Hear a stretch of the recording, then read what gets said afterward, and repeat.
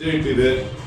ಈ ಜೊತೆಲಿ ನಾವುಗಳು ಹೋಗ್ಬೇಕು ಅಂತ ಒಂದು ವಾತಾವರಣ ಸೃಷ್ಟಿ ಮಾಡಿಕೊಂಡು ಎಲ್ಲೋ ಅಮೇರಿಕಾದಲ್ಲಿ ಬಾಬಾ ಸಾಹೇಬ್ ಅಂಬೇಡ್ಕರ್ ಬಗ್ಗೆ ಕನಸುಗಳನ್ನೇ ಕಾಣ್ತಾ ಇದ್ದಾರೆ. ಆದರೆ ಆ ಕನಸು ನಾವು ನೋಡ್ತಾ ಇದ್ವಿ.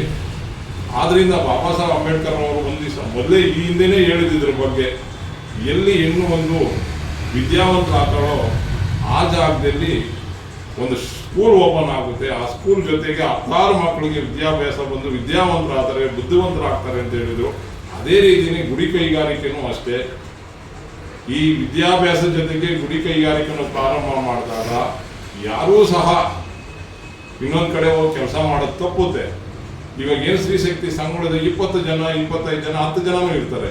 ಇವ್ರು ಇದನ್ನು ಮಾಡ್ಬೋದು. ಇವತ್ತು ಎಕ್ಸಾಂಪಲ್ ಒಂದು ನನಗೆ ವಿಷಯ ಮುಟ್ಟಿಸಿದ್ರು, ನಮಗೆ ಮಂದಟ್ಟಾಗುವಂಥ ವಿಷಯ ಮುಟ್ಟಿಸಿದ್ರು. ಯಾವುದಪ್ಪ ಅಂದರೆ, ತೆಂಗಿನಕಾಯಿ ನಾರಿನಲ್ಲಿ ಯಾವ ರೀತಿ ಪ್ರಾಡಕ್ಟ್ ಮಾಡ್ಬೋದು, ಇದರಿಂದ ಏನೆಲ್ಲ ಉಪಯೋಗ ಆಗುತ್ತೆ ಅನ್ನೋದ್ರ ಬಗ್ಗೆ ಒಂದು ಸವಿವರವಾಗಿ ನಾನು ತಿಳಿಸಿದ್ದಾಗಿಂದ ನಿಜವಾಗ್ಲೂ ಇದನ್ನು ನಾವು ಯಾಕೆ ಮಾಡಬಾರ್ದು ಅನಿಸ್ತು.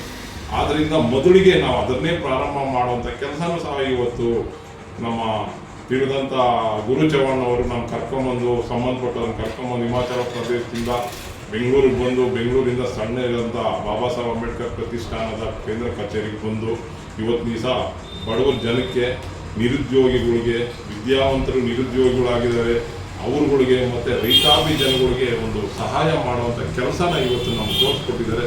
ಖಂಡಿತವಾಗಿ ಇವತ್ತು ಅವ್ರ ಜೊತೆ ನಾವು ಕೈ ಜೋಡಿಸಿ ಮುಂದಿನ ದಿವಸಗಳಲ್ಲಿ ಹಂತ ಹಂತವಾಗಿ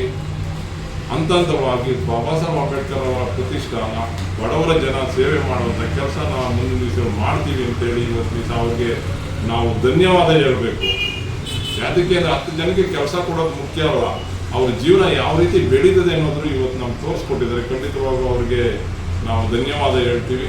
ಜೊತೆಗೆ ಏನು ಅಮೇರಿಕಾದಲ್ಲಿ ಬಾಬಾ ಸಾಹೇಬ್ ಅಂಬೇಡ್ಕರ್ನವ್ರ ಬಗ್ಗೆ ಯಾವ ರೀತಿ ಮಾತಾಡ್ತಾ ಇದ್ದಾರೆ, ನಮ್ಮ ದೇಶದಲ್ಲಿ ಯಾಕೆ ಮಾತಾಡ್ತಾ ಇಲ್ಲ ಅನ್ನೋದ್ರ ಬಗ್ಗೆನೂ ಸಹ ಅವರು ತಿಳಿಸ್ಕೊಟ್ಟಿದ್ದಾರೆ. ಮುಂದಿನ ದಿವಸಗಳಲ್ಲಿ ಏನು ಅಮೇರಿಕಾ ದೂರ ದೇಶದಲ್ಲಿ ಬಾಬಾ ಸಾಹೇಬ್ ಅಂಬೇಡ್ಕರ್ ಅವರ ಬಗ್ಗೆ ಅಭಿಮಾನ ಇದೆಯಲ್ಲ, ಅದು ನಮ್ಮ ದೇಶದಲ್ಲೂ ಸೃಷ್ಟಿ ಆಗಬೇಕು. ಮುಂದಿನ ದಿನಗಳಲ್ಲಿ ಬಾಬಾ ಸಾಹೇಬ್ ಅಂಬೇಡ್ಕರ್ ಅವರೇ ನಮ್ಮ ದೇಶದ ದೇವರಾಗಬೇಕು.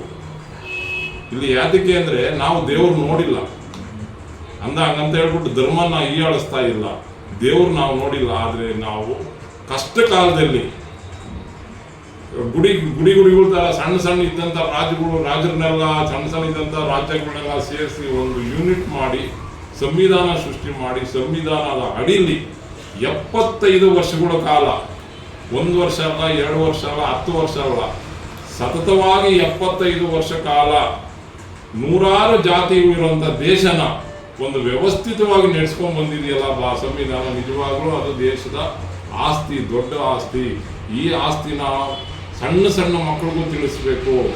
ಆಗಲೇ ಬಾಬಾ ಸಾಹೇಬ್ ಅಂಬೇಡ್ಕರ್ ಕಣ್ಣಂಥ ಕನಸು ನಮ್ಮ ದೇಶದಲ್ಲಿ ಸಾಕಾರ ಆಗುತ್ತೆ ಅಂತ ಹೇಳಿ ನಾನು ಸಹ ನಮ್ಮ ಇವರಿಗೆ ಹೇಳ್ತೀನಿ. ಖಂಡಿತವಾಗೂ ನಾವು ಅವ್ರ ಜೊತೆ ಕೈ ಜೋಡಿಸಿ ಮುಂದಿನ ದಿನಗಳಲ್ಲಿ ಹಂತವಾಗಿ ಬಡವರಿಗೆ ಸೇವೆ ಮಾಡುವಂಥ ಕೆಲಸನ ಬಾಬಾ ಸಾಹೇಬ್ ಅಂಬೇಡ್ಕರ್ ಪ್ರತಿಷ್ಠಾನ ಮಾಡುತ್ತೆ. ಜೈ ಭೀಮ್.